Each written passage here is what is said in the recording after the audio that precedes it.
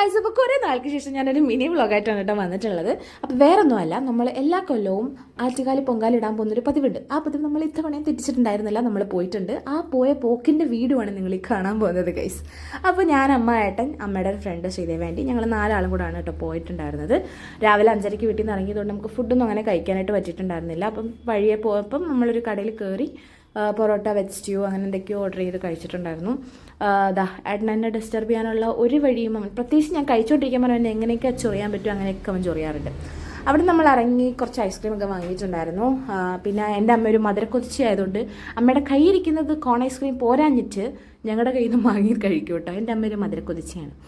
അപ്പോൾ എനിക്കും അമ്മയ്ക്കും ഒരു അരമണിക്കൂറിൽ കൂടുതൽ ഞങ്ങൾക്ക് സ്നേഹത്തോടെ ഇരിക്കാൻ പറ്റില്ല. എന്താണെന്ന് അറിയത്തില്ല, അതങ്ങനെ ഒരു ശീലമായിപ്പോൾ. എനിക്ക് തോന്നുന്നു അവർ വേ ഓഫ് ലവ് ഇതാണെന്നാണ് തോന്നുന്നത് കേട്ടോ. ഒന്നില്ല ഞാൻ ചൊറിയും, അല്ലെങ്കിൽ അമ്മ ചൊറിയും. അപ്പം നമ്മളങ്ങനെ ഫൈനലി ട്രിവാൻഡ്രം എത്തി. ഇതാണ് നമ്മൾ താമസിക്കുന്ന ഹോട്ടലും. അപ്പോൾ അവിടെ കയറി നമ്മൾ റൂം എടുത്തു. ഓൾറെഡി പ്രീ ബുക്ക് ചെയ്തിട്ടുണ്ടായിരുന്നു. കൊടുത്ത പൈസയ്ക്ക് വെർത്തായിട്ട് എനിക്കങ്ങനെ തോന്നിയിട്ടുണ്ടായിരുന്നില്ല കേട്ടോ. പക്ഷെ നമ്മൾ അമ്പലത്തിൻ്റെ കാര്യത്തിന് പോയതാണല്ലോ, സൂഹിക്കാൻ പോയതല്ലല്ലോ, അതുകൊണ്ട് ഞാൻ അഡ്ജസ്റ്റ് ചെയ്തു.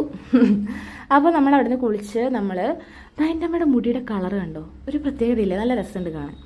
അപ്പം ഞാൻ പറഞ്ഞു തന്നത്, കുളിച്ചിട്ട് നമ്മൾ നേരെ പോകുന്നത് ആറ്റുകാൽ അമ്പലത്തിൽ തൊഴാൻ വേണ്ടിയിട്ടാണ്. നമ്മൾ ഇന്നേ വരെ അങ്ങനെ പൊങ്കാല ഇടാൻ പോകുന്ന സമയത്ത് അമ്പലത്തിൽ കയറാൻ പോയിട്ടില്ല, കാരണം ഭയങ്കര തിരക്കാറ്, നമുക്ക് അങ്ങോട്ടേക്ക് എത്താൻ പറ്റില്ല. അതിനിടയിൽ എൻ്റെ ഏട്ടൻ അവിടെ മറ്റേ ഈ ചെറിയ കാർ ഉണ്ടാവുമല്ലോ, ഹോട്ട് വീൽസിൻ്റെ അല്ല, പക്ഷെ അങ്ങനെ ഡെമോ കാർ ഉണ്ടാവുമല്ലോ. ഈ ചെക്കന്മാർക്ക് ഈ കാറിനോടൊക്കെ എന്ത് ഇത്ര ഭ്രാന്തെന്ന് എനിക്കറിയില്ല കേട്ടോ. അപ്പോൾ തിരക്ക് കാരണം നമുക്ക് അമ്പലത്തിലൊന്നും കയറാൻ പറ്റിയിട്ടുണ്ടായില്ല. നമ്മളത് ഒരു മിസ്റ്റർ സോഡയും കുടിച്ച് ഇന്ത്യൻ കോഫി ഹൗസിൽ കയറി ഫുഡ് കഴിച്ചിട്ടുണ്ടായിരുന്നു. പിന്നെ അവിടെ നിന്ന് ഇറങ്ങാൻ നേരം ഞാൻ ഒരു ബാലരമ അവിടെ നിന്ന് ഏട്ടനെ കൊണ്ട് വാങ്ങിപ്പിച്ചിട്ടായിരുന്നു കേട്ടോ. അപ്പോൾ അത്രയേ ഉള്ളൂ guys. Tata bye bye, see U.